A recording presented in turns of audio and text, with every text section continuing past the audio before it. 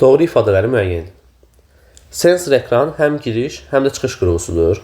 Doğrudur. Biz sensor ekranı ilə həm toxunmaq ilə məlumat daxil edirik, görərək də məlumatı alırıq. Dizüstü kompüterlər fərdi kompüterin növlərindən biridir. Doğrudur. Quruluşuna görə dizüstü kompüterlər fərdi kompüterin bir növüdür. Hansı ki, stol üstü, planşet və s. kimi növlərdən biridir. Bütün xarici yaddaş qurğuları periferiya qurğuları hesab olunur. Yanlışdır. Bəzi xarici yaddaş qurğuları, xüsusilə HDD, SSD və s.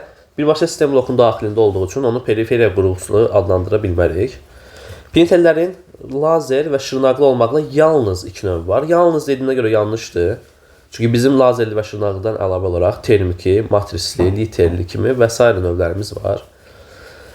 Prosesorun nüvə sayı məhsuldarlığa təsir etmir. Bu da yanlışdır. Prosesorun nüvə sayı birbaşa takt tezinə təsir elədiyinə görə bizdə məhsuldarlığa da təsir edir.